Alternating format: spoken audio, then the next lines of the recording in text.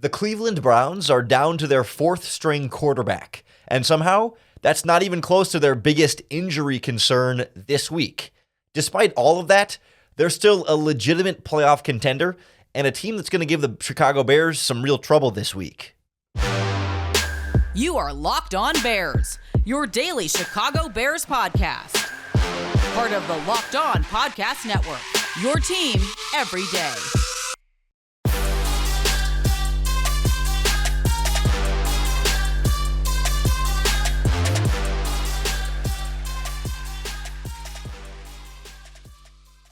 Welcome into this crossover Thursday Locked On Bears, Locked On Browns podcast. I'm Lauren Cox from Locked On Bears, here with Jeff Lloyd from Locked On Browns. Our crossover Thursday podcast is brought to you by our friends at PrizePicks, the easiest and most exciting way to play daily fantasy sports. Go to prizepicks.com/LockedOnNFL and use our promo code LockedOnNFL for a first deposit match up to $100.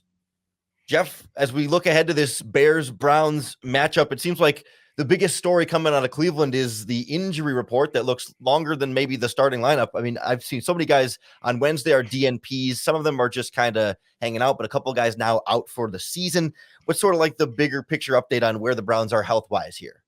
Well, this is actually, believe it or not, it's a little lighter than you would think because some guys did go on the IR, so they're not going to be on that list. Obviously, look, it's been a really, really tough, difficult, few days here.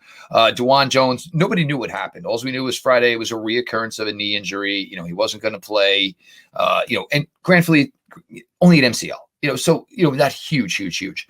Jedrick Wills, and it's tough for Jedrick Wills because he's been a big part of this team, and you can't pick on the man himself. The guy has gutted out a ton of injuries for this team, and he was trying to gut it out.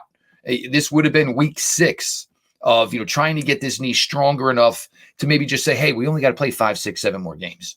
But the knee wasn't responding. Docs had to step in and say, hey, look, the effort was there, but, long-term interest, this isn't the best thing for you. Grant Delpit collides with Myles Garrett. Worst thing in the world. Obviously, a guy, agrees verbally to a 3-year, $36 million contract.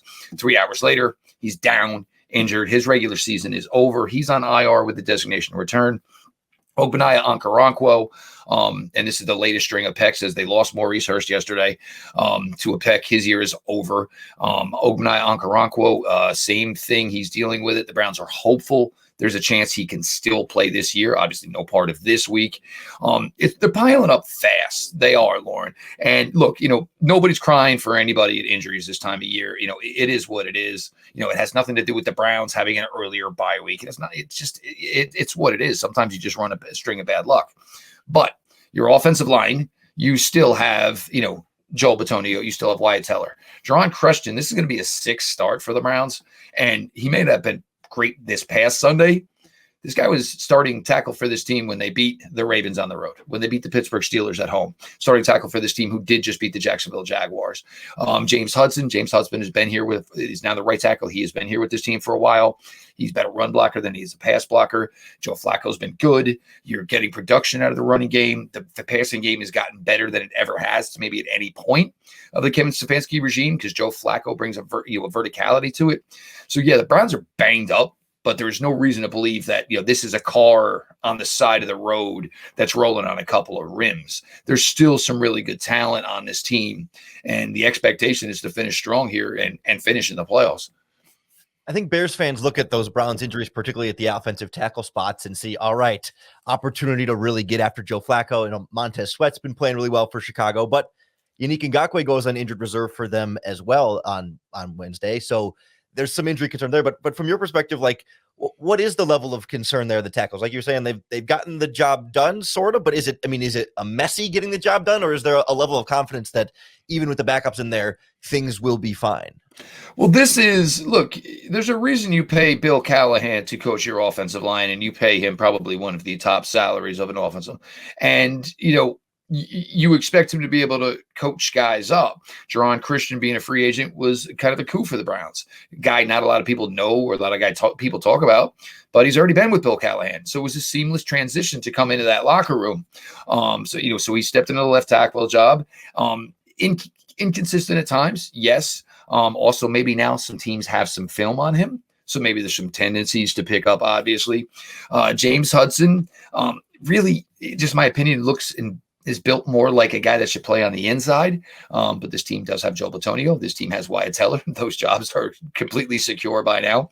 But I think they're fairly doing a pretty good job. And it is crazy to say that when you're talking about your fourth and fifth offensive tackle, because a lot of people forget for the Browns that John Conklin went gone week 1. So to say that, you're an 8-5 team and you are playing with your fourth and fifth offensive tackles, it does seem a little bit crazy on its face. But no, I wouldn't say you give them more than they're not killing them. You know what I'm saying? They're playing better than that. But you have to also take in the expectation. Are they playing to better than expectation of any team that would be starting a fourth and fifth offensive tackle? Yeah, they're playing better than that.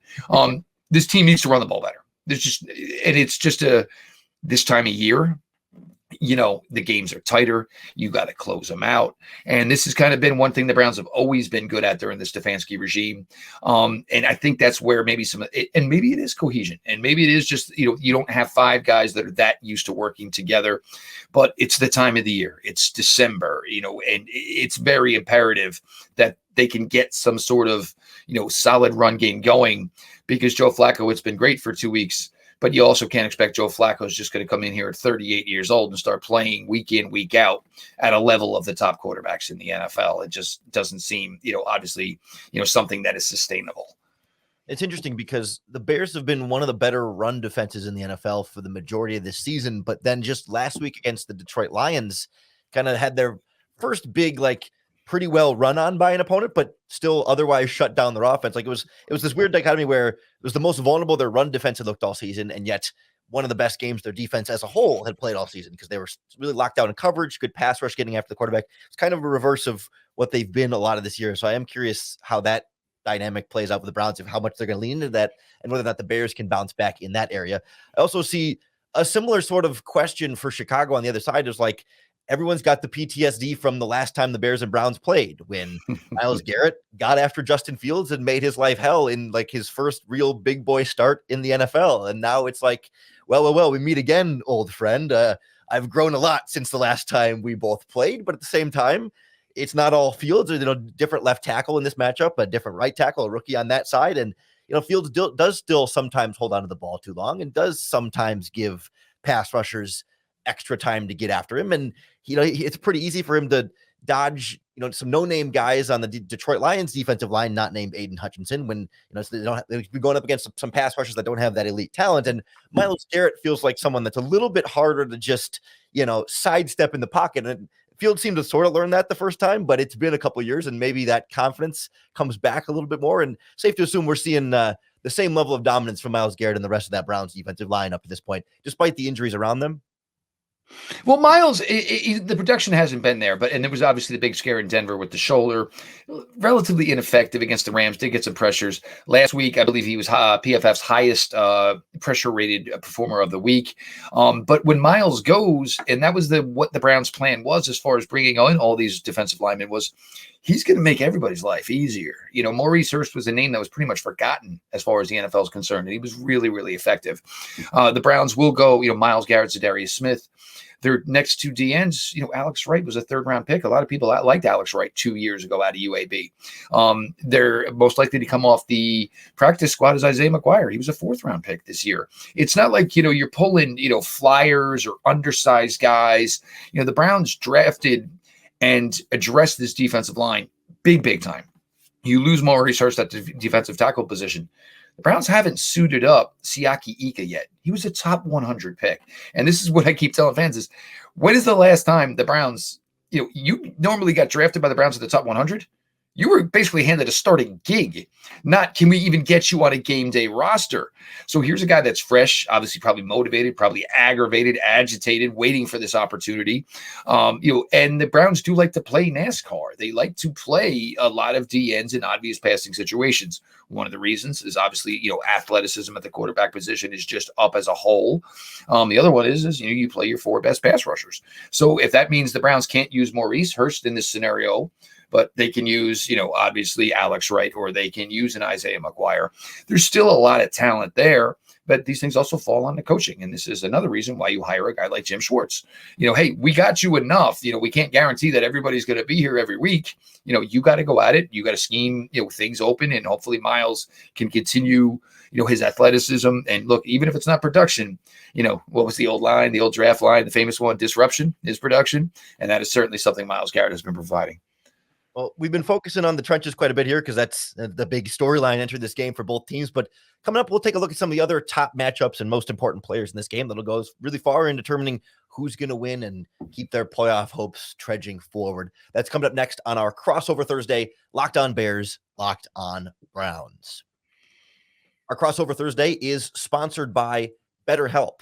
BetterHelp provides online therapy to help you be your best self. I always say, I go to the gym because I want my body to be at its best, not because my body is broken. And I go to therapy because I want my brain to be at its best, not because my brain is broken. And I think BetterHelp is a great way to get started if you've never done it before. If you've been thinking about it, BetterHelp's a great way to start because it's entirely online. It's designed to be convenient, flexible, and suited to your schedule. You just fill out a brief questionnaire to get matched with a licensed therapist. And you know what? If that first person you meet with is just not the right fit for you, that's okay. You can switch therapists at any time for no additional charge. Especially this time of season with the holiday season, it can be a wonderful time for a lot of people, and it can be a difficult time for a lot of people. And so if in this season of giving, you want to give yourself what you need, check out BetterHelp. Visit BetterHelp.com/lockedon to get 10% off your first month. That's BetterHelp, HELP.com/lockedon. All right, as we continue our crossover Thursday, Locked On Bears, Locked On Browns, Lauren Cox here with Jeff Lloyd. Jeff, I want to get into some of the top matchups here, not just in the trenches where obviously a lot of things are, a lot of this game is going to be won and lost, but I'm particularly curious what you see as the plan for someone like DJ Moore when you lose Grant Delpit to an injury, taking that out of the safety position. And I know a guy like Denzel Ward is on the injury report, limited with a shoulder. I'm assuming he's probably going to be good to go, but how do you see them trying to handle the Bears' number one weapon here, who is also on the injury report with an ankle injury he suffered against the Lions? But I think at this point, he finished the game with the injury last week, so he should be good to go, even if they take it really easy with him throughout the week. And look, I mean, we're getting to the point now where it doesn't really matter if you're practicing. Can you get to Friday? Okay, good. Yeah, all right. We'll see you on Sunday. And I think a lot of time coaches at this point don't necessarily want to check in anyway. They don't want to know. Just do what you got to do. Well, the Browns don't rotate corners. They don't switch corners. Everybody kind of plays on the sides they're on. With a player like DJ Moore, and he does line up, kind of all over the place. I think the Browns, if the matchup is for Greg Newsom's going to cover him. If the matchup is for Martin Emerson's going to cover him. If the matchup is Denzel Ward's going to cover him. And this is something that basically Jim Schwartz preached when he got here. He's like, I don't necessarily have to get too deep or too tricky or too deceiving anything I do here. He was very excited about this quarterback trio he has, and rightfully so. Denzel Ward did not play last week. 7 pass deflections between Martin Emerson and Greg Newsome, and 3 interceptions. These young kids can play. They can ball. They can cover. They play, and they really, really play well at home. And I'm sure both of them are, all of them are itching for a matchup like DJ Moore. They don't necessarily, try to necessarily take a guy away. It's so much that they have faith in their own ability. Martin Emerson last week, he's covering guys deep. He's, forcing Trevor Lawrence into a bad read. He's, jumping a route because Calvin Ridley didn't have his head around. Greg Newsome ran a deep route for a receiver and basically baited Trevor Lawrence into throwing it. These guys know what they're doing out there. And they've all been really, really good about the fact that it's not really hard for us. I mean, we got to cover for about 2.1 seconds because that's how effective most weeks the Browns defensive line has been. And I think they really, really are excited that they get to play a lot of man, and quarterbacks are either going down or they're forcing balls or they're throwing it before they need to or before they should. And it's giving them all opportunities to be playmakers. These guys absolutely love the system right now. And, they've obviously seen a bunch of good receivers this year, and they just seem to be relishing in the moment. And, the Browns are going to have, probably some conversations they're going to have here, probably starting this spring. Greg Newsome would be eligible for a 5th-year option. Martin Emerson, unfortunately for Greg Newsome, it came in here as a 3rd-round pick and is probably the superior and starting player for the Browns are going to focus their, future on, along with Denzel Ward. But right now, it's a really, really good unit. And these guys, look, they get excited. They love a matchup. A guy like DJ Moore, they're excited about a matchup with DJ Moore. Yeah, I imagine they're not going to back down from that. And certainly the Bears have some cornerbacks on their end that No really doubt. physical and don't like to back down from anybody, whether it's Jalen Johnson, who is really playing the best football of his career right now, or Tyreek Stevenson and Terrell Smith are the two rookies kind of rotating opposite him. They're also both physical cornerbacks who have some kind of ups and downs along the way. They'll jump a pass and make a great play in the ball, and sometimes they'll get kind of caught flat-footed in their tracks when a double moves on them. And it's the classic rookie cornerback. You live with it and you die with it. And there's trial by fire and some really bad. But I'm kind of curious how that ends up taking shape with Joe Flacco, right? In this offense, obviously a lot of balls going Amari Cooper's way, but it seemed to me looking back over the last game that certainly Flacco likes to take his deep shots, but it was a lot of like taking the check downs outside underneath. It's not necessarily check downs, but just kind of getting to the outside underneath player there and taking where the defense will give you some space and knowing then when to mix in your deep shots there. I don't know, from your perspective, does that promote more like a David and Njoku type game? Because it seemed like the two of them were kind of his go-to there. And is it about just getting something quick to Amari Cooper, or is it about like coming back to somebody like David Njoku as like, the security blanket who's just going to keep you alive and fight for some extra yards after the catch? Well, I think the thing with David Njoku is, and he sees what all of us who follow the Browns and cover the team for as long as we have, and David has been here since I've started. David Myles Garrett came in the same draft class. That was when I started, here with Locked On covering. David Njoku is just an absolute freak of nature. He might be the most athletic tight end in the NFL. His skills are somewhat lesser than some of the best ones. The Mark Andrewses, obviously the Travis Kelce's. And there's really good David Njoku, like last week. Then there's David Njoku, who had a lapse of a couple of weeks where he was dropping a lot of balls. And this was something we haven't seen in years. And David did a really, really good job as far as improving himself. And, it's tough because it almost kind of came like it was a virus, like today you're sick, tomorrow your brother's sick. Oh no, then mom's sick the next day. Because once David dropped one, then a wide receiver dropped one, then a running back dropped one, and it came this type of issue. But David is an exceptional player. And when David is in the zone, his name deserves to be mentioned with the top 5 tight ends in the NFL.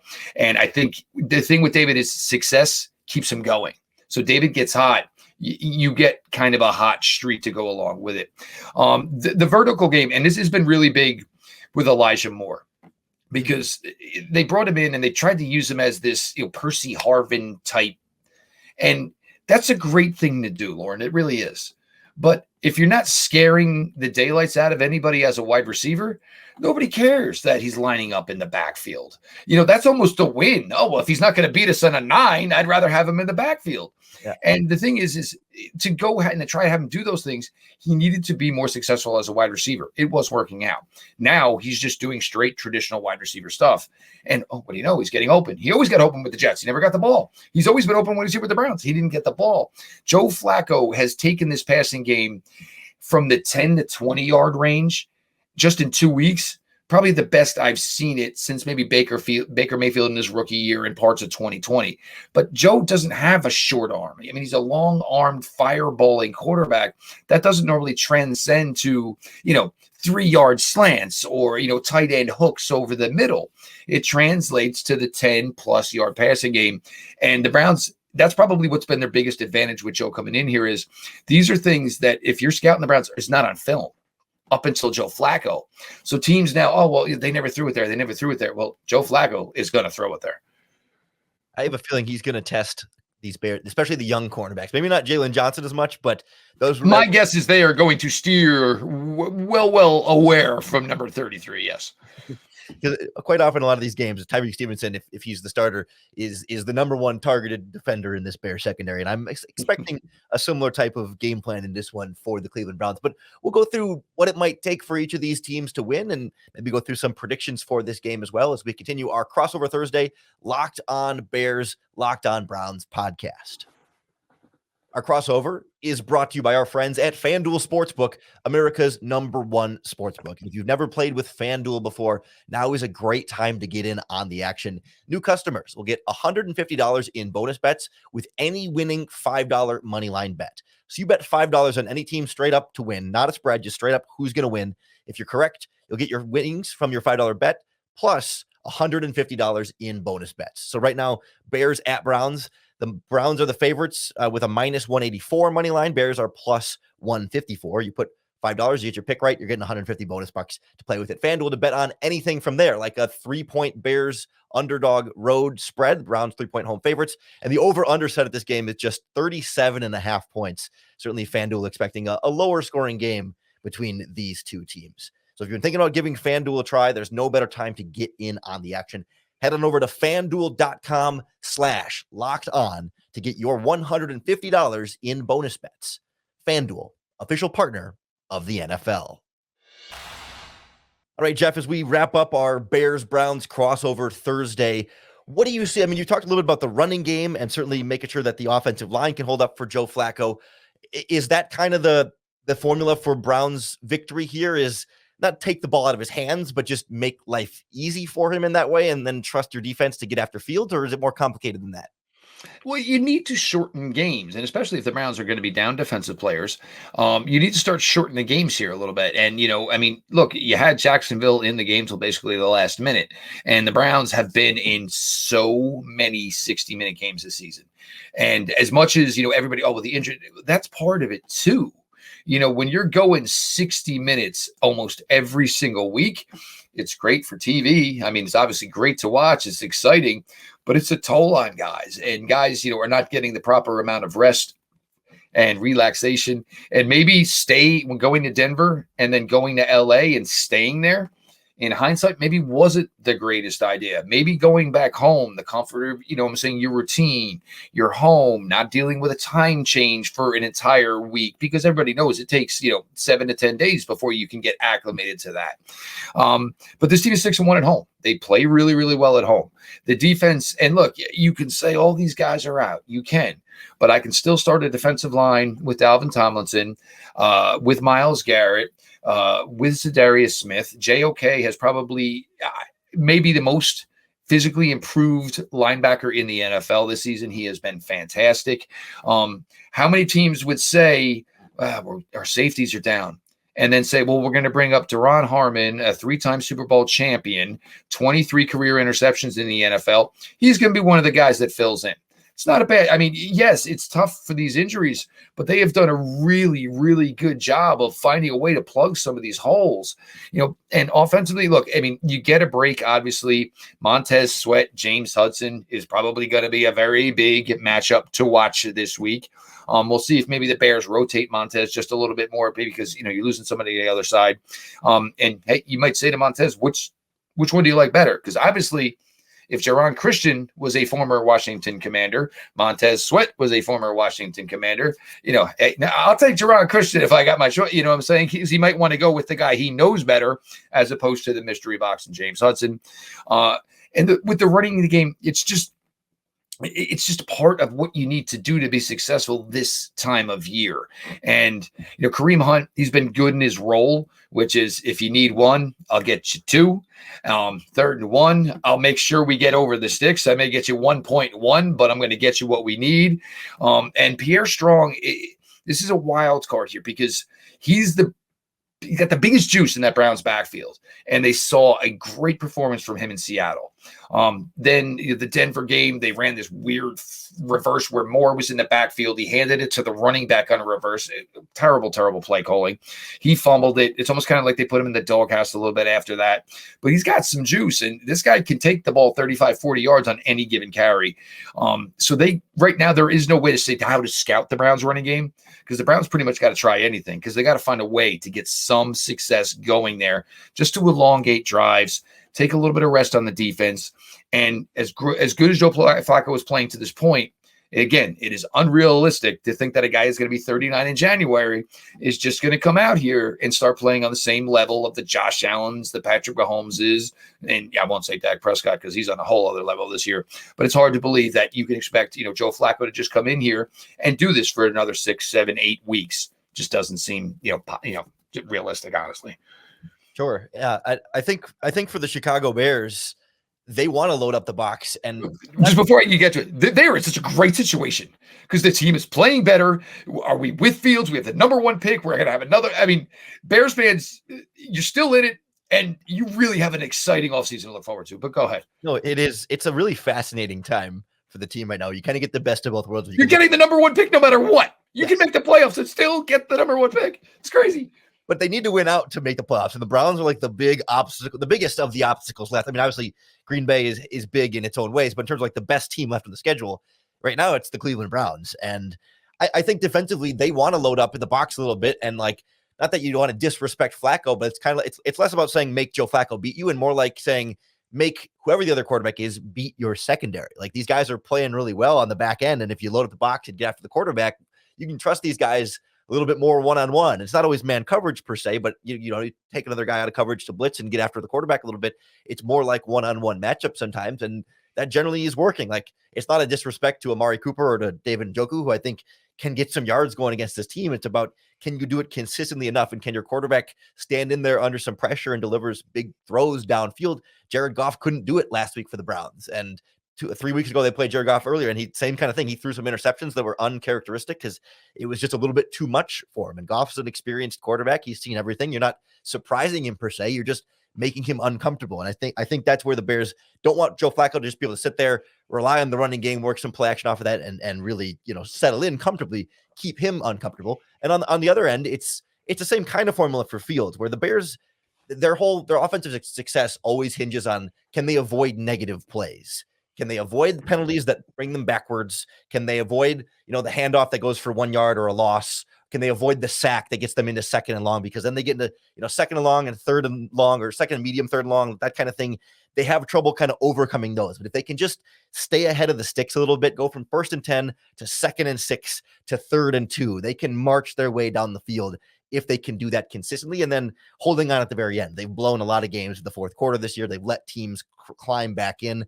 Last week against the Lions was like one of the first times that they got a lead and held on to it through the end of the game. They didn't have to make some miraculous comeback attempt at the end of the fourth quarter. So it feels like a team that's kind of learning how to win, but they haven't been doing it so much that you're super confident they're going to just keep doing it and roll over everybody, especially against a playoff caliber team like the Browns that is injured. So it's almost not easy to overlook them, but it's easy to get a little confident and say, oh, this Brown team is banged up and they got Joe Flacco. Like this will be a Bears win, when it's like, no, that team's playing a lot better than they look like they might on paper with the injuries and the changes. Oh, there's no question about it. And it just as much as I said, you bring in Duron Harmon, when you talk about a team that's played four quarterbacks. Well, normally you play 4 quarterbacks, you're competing for the top selection in the NFL draft. And your 4th quarterback is normally not somebody who's already won a Super Bowl, been in plenty of playoff games, has a hell of a resume, and is 6'5" and has a monster rocket right arm. So it's just, it's really been fortunate for the Browns the way it's worked out. It's, it doesn't change anything. The expectations are there. What I'm saying? If 4 quarterbacks or not, how many guys are injured or not? And, you could be in a lot worse situation. You still have almost a lot of your stars, truly, even though you could make up a really good roster of Browns IR and practice squad guys, the Browns' current roster right now is pretty darn good. You're in the driver's seat. You hold the top wild card spot by 1 game lead. Houston, who knows? CJ Stroud dealing with a head injury. Maybe he doesn't play this week. Who knows if he plays next week? The Jets could be interesting after that just because they play really good defense. That'll be a Thursday night, but the Browns have the advantage. The game will be in Cleveland, and they close the season with the Bengals. And they beat the Bengals with Joe Burrow.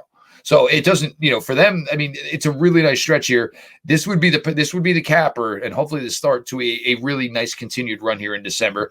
Get that 9th win, because any way you slice it, some of these teams that are sitting at 7 wins, there are some teams going against each other. So some teams are going to end up on the side of the road here. Some teams are going to get to 8, but some of these 7-win teams all of a sudden are going to kind of fall down a little bit in the pecking order. Well, the big concern for the Bears is PJ Walker giving you all of the offensive secrets, and Duron Harmon was on the Bears defense earlier this year. So you're getting all the secrets from former Bears players. But Jeff, appreciate you giving us all the Browns secrets on the crossover today. Appreciate everyone who's tuned in, whether you listen to Locked On Bears or Locked On Browns. Make us your first listen each and every day. Come on back tomorrow as we get you ready for Sunday's matchup. And of course, on Monday, we'll break down everything that we saw on Sunday. So for Jeff Lloyd from Locked On Browns, I'm Lauren Cox from Locked On Bears, and we will talk to you again tomorrow.